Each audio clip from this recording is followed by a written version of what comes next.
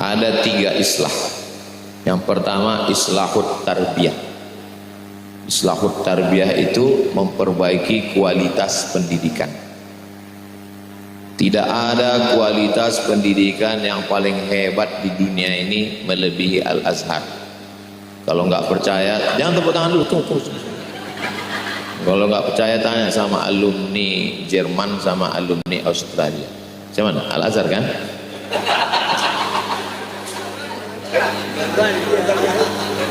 Al-Azhar. Al-Azhar itu menguasai teks, menganalisa teks, menghafal teks.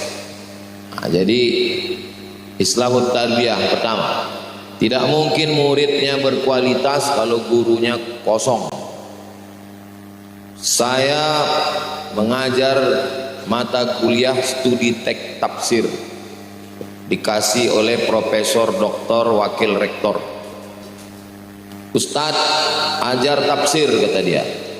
Apa aja tafsirnya Pak?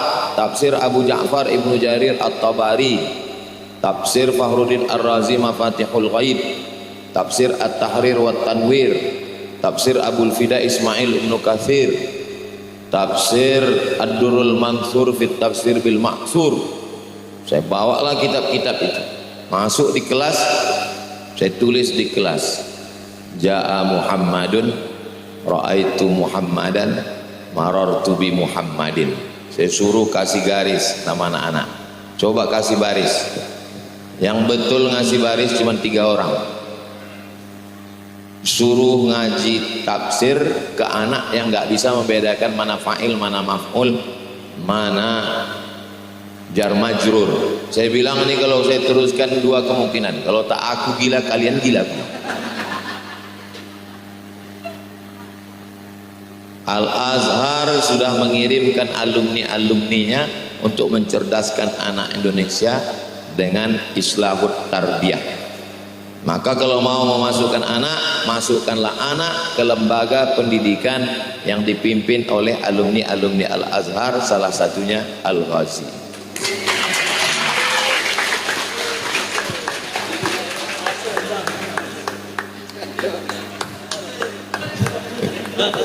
Yang kedua, islahul siasah. Karena mau nggak mau orang Islam mesti punya kekuasaan. Berapa APBD yang dipotong untuk bayar listrik yang di samping jalan itu ditentukan oleh siasah. Makanya alumni Al-Azhar itu bersiasat. Salah satu alumni Azhar yang bersiasat TGB sampai ke level gubernur. Tapi yang paling tinggi adalah Kiai Haji Abdurrahman Wahid sampai jadi presiden buat partai. Alumni Al-Azhar bisa masuk ke berbagai macam partai. Kalau dia setiap baca ayat innallaha ya'murukum an tazbahu baqarah, PDIP. La taqraba hadhihi syajarah, Golkar. Wan najmi idza hawa. Tapi jangan kelahi. Artinya kau duduk di partai apapun, yang penting kalau kau duduk di situ perjuangkan APBD untuk pondok pesantren. Satu santri 250.000 dapat santunan. Kabupaten Kutai Kartanegara. Enggak pusing pondok. Kenapa? Diperjuangkan. Siapa yang memperjuangkan? Kiai melalui politik. Kalau sanggup mencalonkan diri maju, kalau enggak sanggup jadi penasehat spiritual. Sehingga bisa membisiki. Tapi jangan kelahi antara kita. Siapapun yang menang di antara calon ini, kau damping ini. Yang penting Al-Azhar berada di situ. Mahmakhtalafna fil qaul, ittafaqna fil ful. Islahul iktisad. Yang ketiga, islahud dakwah. Selama ini kalau sudah dakwah ini pengajian, tabligh akbar. Al-Azhar tidak begitu. Al-Azhar mulai berkualitas. Pak Bupati, Ada pengajian di kantor ini? Ada. Hari apa? Pagi Jumat. Boleh kami MOU? Dia memang jam segini kuat segini mic-nya. Boleh kami MOU, Memorandum of Understanding between OIAA dan Pemda? Boleh. Jumat pertama tahsin, Jumat kedua tahfiz, Jumat ketiga tadabbur, Jumat keempat dakwah ammah. Jadi jangan hanya ceramah. Jamaah ini dicerdaskan dengan ngaji. Alumni Al-Azhar ini di setiap kota sudah memegang 3 islah. Islahul tarbiyah, islahul siyasah, islahul dakwah. Kalau 3 ini diperbaiki, insya Allah Indonesia akan baik ke depan. Dan ketiga islah ini bergabungnya di dalam islah 98. Allahu a'lam bishawab. Syukran. Masih ada satu lagi, Ustaz. Bagaimana membangun kolaborasi antara ulama, akademisi, pemerintah, diplomat, dan lembaga pendidikan agar mampu menjawab persoalan umat. Memang kalau udah siang habis makan siang begini emang. Kadang lupa kita pertanyaan selanjutnya.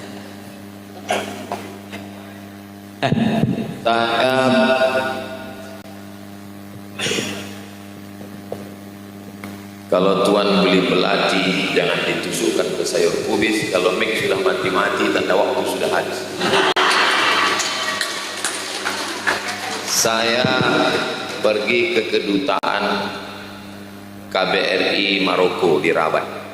Sampai di KBRI itu, saya tengok ada bule, rambutnya biru, rambutnya pirang, matanya biru. Terus dia ngomong ke saya, bonjour, kata dia. Di Maroko ini, bonjour itu artinya selamat pagi. Saya bilang, je ne parle pas français. Saya tidak bisa bahasa Prancis. Terus dia bahasa Arab, kaifa haluk? Saya heran, kok boleh bisa bahasa Arab? Saya bilang, ana bi khair. Min aina anta? Kau dari mana? Dia bilang, ana min Rusia. Dari Rusia. Kaifa tata'allam al-lughat al-arabiyyah? Ana ata'allamu al-lughat al-arabiyyah fi jami'ati Moskow, syu'batil lughat al-arabiyyah. Saya belajar bahasa Arab di Universitas Moskow, jurusan bahasa Arab. Jadi di Moskow, di kampungnya Vladimir Putin, itu ada jurusan bahasa Arab yang diisi orang yang akan didudukkan di diplomat nanti. Jadi alumni Timur Tengah mengajar bahasa Arab di Universitas Moskow. Jadi jelas alunnya 5 diplomat di Maroko waktu itu, sama duta besarnya, sama atase-atasenya, satu pun nggak ada yang bisa bahasa Arab. Gimana kita mau berdiplomasi di luar negeri? Kenapa Indonesia ini merdeka? Bung Karno itu semua bahasa dia bisa. Haji Agus Salim ngerokok dia waktu lagi sidang itu. Kata orang Belanda, kenapa merokok Haji Agus Salim? Tidak beradab, kata orang Belanda. Kata dia, isi rokok ini cengkeh sama daun tembakau. Cengkehnya dari timur, tembakaunya dari Delhi, Sumatera. Gara-gara inilah kalian yang beradab datang ke negeri kami yang tak beradab. Tapi ngomong begitu nggak bisa kalau pakai penerjemah. Jadi harus ada sinkron antara hulu ke hilir. Anak yang masuk ini anak yang paling cerdas. Masukkan dia jurusan bahasa Arab, tapi alumninya nanti ditampung di Kemenlu. Dia jadi duta besar. Itulah jadi Neni Kurniati, calon duta besar. Baru dia bisa berdiplomasi.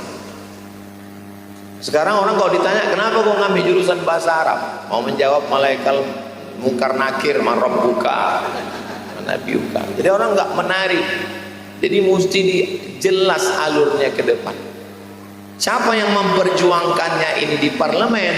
Itulah orang-orang politik tadi duduk dia parle ngomong, parlemen, orang yang ngomong di parlemen itu. Dia memperjuangkan itu. Anak pondok punya kota jadi polisi, anak pondok punya kota jadi deplu, anak pondok punya kota, barulah dia sejalan. Ulamanya mencerdaskan umat, umatnya cerdas, memilih orang, bahasanya jalan, ekonominya bangkit, politiknya baik. Dan alumni Al-Azhar berfungsi di situ. Alumni Azhar ini dengan segala link jaringannya. Sekarang ini alumni Al-Azhar ini sampai ke kecamatan. Jadi saya optimis alumni Al-Azhar punya peranan untuk Indonesia emas. Jadi kalau ada orang mengatakan Indonesia gelap, ya kebetulan rumah dia mati lampu. Tapi Indonesia terang dengan binuril azhar, bibarokatil azhar. Demikian, Allahu a'lam. Terima kasih Ustaz Abdul Somad dan